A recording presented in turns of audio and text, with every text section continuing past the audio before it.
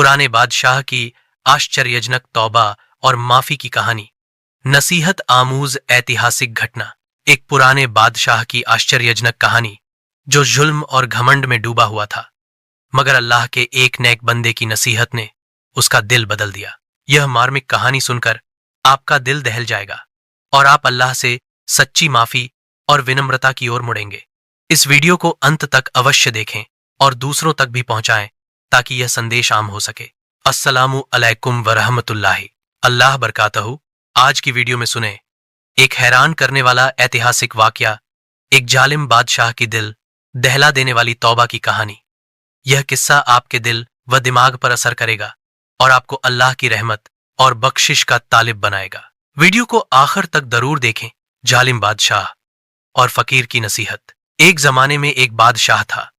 उसके पास बेतहाशा दौलत, लश्कर और खजानों की रेल पेल थी, मगर उसके दिल में अल्लाह का खौफ नहीं था। वो रियाया, वह अत्याचार करता, कमजोरों की जमीन छीन लेता और उसके सामने कोई बात करने की हिम्मत नहीं करता था। एक दिन उसके दरबार में एक बूढ़ा फकीर दाखिल हुआ। उसने इजाजत मांगी और बादशाह के सामने खड़ा होकर कहा, ऐ महाराज, मैं आपसे एक बात कहना चाहता हूं। महाराज ने क्रोध से कहा, फकीर, मेरे राज्य में मेरा हुक्म चलता है, कौन हो तुम जो मुझे नसीहत करे? फकीर मुस्कुराया, कांपती आवाज में कहा, मैं वह हूं जिसके पास कुछ नहीं है, नहीं मगर अल्लाह है, और तू वह है जिसके पास सब कुछ है मगर अल्लाह का खौफ नहीं। ऐ बादशाह, अल्लाह जालिमों को मोहलत देता है मगर पकड़ बहुत सख्त है। दुनिया के तखत चंद रोजा है, कब्र में कोई सल्तनत नहीं, सिर्फ आमाल होंगे। यह सुनते ही दरबार में खामोशी छा गई। बादशाह का चेहरा लाल हो गया। उसने सिपाहियों को हुक्म दिया कि फकीर को दरबार से निकाल दें, मगर उस रात बादशाह को नींद न आई।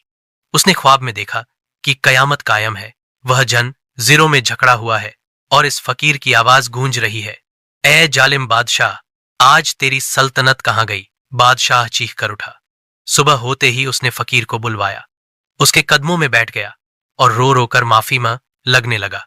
उसने अपनी सल्तनत में ऐलान कर दिया, आज से कोई जुल्म नहीं होगा, मैं सब मजलूमों के हक वापस करूंगा। बादशाह ने गरीबों में दौलत तकसीम की, कैदियों को रिहा किया और रातों को जागकर अल्लाह से माफी मांगता रहा।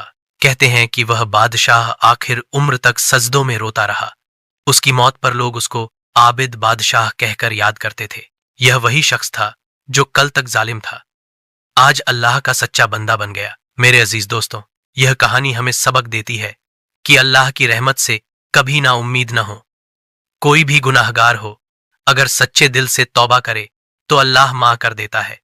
हमें भी अपना मुहासबा करना चाहिए, आलिम नहीं बनना चाहिए और अल्लाह से डरते रहना चाहिए। ऐ अल्लाह, हमें जुल्म से बचा, दिलों में अपना गौ पैदा कर, हमें मां जरमा, हमें तौबा की तौई दे और हमें उन लोगों में शामिल जरमा जिनसे तू राजी है। आमीन।